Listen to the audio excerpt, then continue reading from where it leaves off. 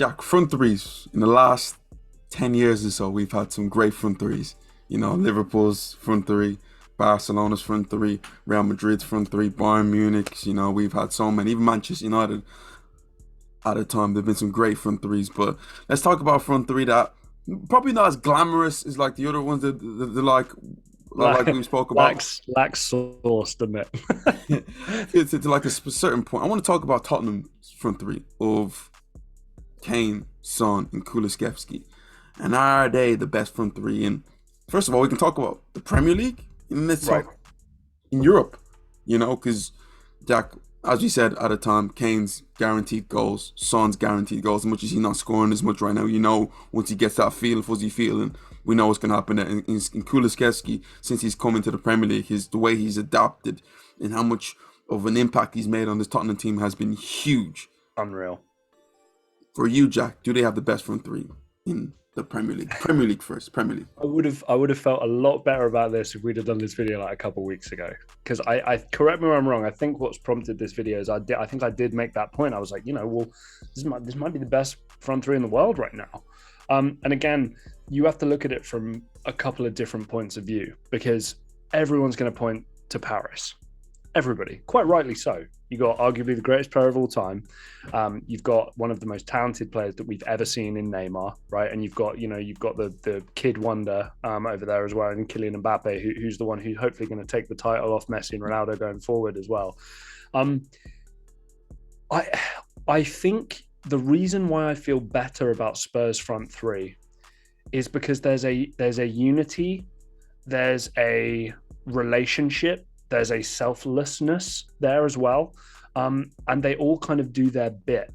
So nobody needs to be the star. There's no big ego there, whether that's Son, Kulusevski, or Kane. The biggest ego, James, is sat on the bench in Richarlison, right? That's probably where the biggest ego is sat, and he's not going to be a fan of being sat on the bench. I like the way that they work hard for the team. I like the way that they all contribute goals. They all contribute assists. Like I said, I would have felt a lot better making all these points if this was a couple of weeks ago, because they've won the last two games that they've played, James, but it's not been the kind of dynamic attacking that we have seen over the kind of early part of the season and the end of last season. But yeah, I'm going to say, well, I'll answer the Premier League question first. I'm going to say yes. Do I think it's the most talented? No. But as we know, talent only gets you so far. You've got to be able to have a relationship with your teammates, and you've got to be effective in that respect. You've got to work off each other well. If you're all the same style and you're getting in each other's way, or, there has to be a certain relationship and dynamism within the relationship that has to work well. So again, I'm not going to say I feel super, super strongly about it, but that's the Spurs front three is the front three that I would take out of all the teams in the Premier League. I have to look at it from this point of view. Do I look at Arsenal front three of Jesus, Martinelli, and Saka? I am going to pick Tottenham's one. I look at Liverpool, and the miss of Mane changes the whole thing, because if Mane was there, I'm taking Liverpool's front three every single day of the week. If I just look at it from the wide point of view, you got Luis Diaz and Mo Salah against Kulusevski and Son. I am taking Luis Diaz and Salah. Just a fair amount of Salah being there and the amount of goals he brings to the game. Kane is obviously the one who's like, when you look at every other team, that number 9 is like, Kane's just the outstanding player there. You look at Liverpool's number 9, Darwin Núñez is good, but I don't think he's on Kane's level yet. Haaland, he's the one that you can say that is on Kane's level, but you look at what's around him, it's great, but there's no consistent player there. I look at it, Mahrez, outstanding, but does he stay? It's hard for me. I can't picture a Man City team, because Jack, it changes every 2 seconds. Right, but also, mate, what I'd say as well is, are we taking them out of the environment and the situation that they're in, or are we going to leave them there? Because you mentioned there Diaz and Salah, you'd take above. If Heung-min Son and Dejan Kulusevski played for Jurgen Klopp for that Liverpool team, oh my goodness gracious me, that would be a completely different. Can you imagine Heung-min Son? Heung-min Son is like crafted from diamonds for a Jurgen Klopp style of football player. I dread to think what that front three would be able to achieve if Liverpool had Kulusevski and Heung-min Son. So again, maybe you disagree. It's just my view of where they are in the situation. Because James, I'm telling you now, Luis Diaz and Mo Salah, they don't look that they don't look that good if they're playing for Antonio Conte. Jack, the one thing that I look at here is that no front three makes me go, oh. And I hate to say it because I'll try my best to fight against it. In the Premier League, you can probably say, yeah, they probably do have the best one at this moment in time. When you look at the totality, Harry Kane being up front, like as much as you want to say this is about Harry Kane, he is Harry Kane. He is one of the best players in the world. He's one of the best strikers in the world. And you look at the rest of the Premier League, who can match him? You probably say Erling Haaland can match him there. I'm a big fan of Riyad Mahrez, but Riyad Mahrez chops and changes. It could be Bernardo Silva one week, Phil Foden, Grealish. So Man City's one is a bit odd for me. I will take Man City's overall like front three when they can pluck so many different players out of it, but because they don't have an actual number of front threes, if I had to pick, I'm just going for Tottenham because they have an established front three. That's the only thing. But obviously, Man City's is better. Well, and James as well. I think one thing we have to talk about as well. We've not even mentioned a Chelsea player or a Man United player. So there's some attacking options for other teams in this top six that we should be referring to and talk about. They need to get their acts together. To be honest, Manchester United need to get their act together to have that front three that can enter this conversation. Chelsea, same way. There's talent there. You know, I mean, Sterling and Havertz is a great start in terms of attacking players there. But you need that third piece, and you know they need to enter the conversation. So James, let's open it up then, because Real Madrid, Bayern Munich, Paris Saint-Germain. I mean, where do you think you would stand? Because again, I feel less strongly about it than the Premier League one, but I think I would take Spurs front three for anybody in the world. Paris Saint-Germain has the talent, it's crazy. But James, the lack of relationship there, we've seen it recently. They don't play for one another, and that's a massive red flag for me. It's hard because Messi and Mbappe. You're right, Jack, we say that, but like you look at the amount of times that they assist for each other is there. The question is that their expectations is that if they don't win the Champions League, it hasn't worked. So they making a champ, so they make a semi-final is a failure. You know, they're making a final is a failure compared to that. And then we're going to say the front three hasn't worked, while if Tottenham make a last 16 or quarter final, oh, well done, Kulusevski, well. Great. You know, so I'm not going to say that they're better. I don't think that they hold a candle to what Neymar and Mbappe I think could do. Maybe when they don't have the ball, they might be a bit better from the point of view they can win the ball back, and everybody talks about the press, but that front three is on a different level. I look at, you mentioned another one, Jack, Real Madrid's front three of Benzema, Vinicius, and like Rodrigo. Jack, you might think I'm crazy here, but I'm taking Real Madrid front three. I think Vinicius is better than. I don't think it's crazy. I think Vinicius is better than Son. I think Benzema is better than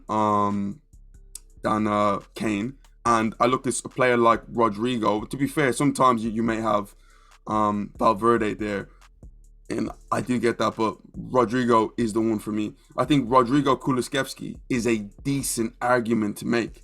So I would take Real Madrid front three. I'm super high on Kulusevski. I'm taking Kulusevski over Rodrigo every day of the week, twice on a Sunday. I think Kulusevski is that guy.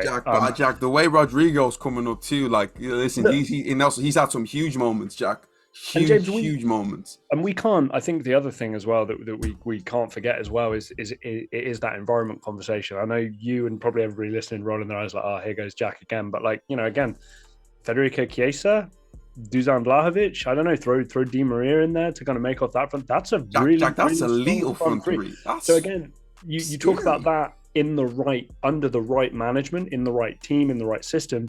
There's a group of three that I might be like, okay, like maybe I'll take them ahead of Spurs. Same for Bayern Munich. You know, we can't not talk about them. But again, Kingsley Coman, Sané, Mane. That's crazy. And I think another one I think is better. Barcelona. They got Rafinha, Dembele, Lewandowski.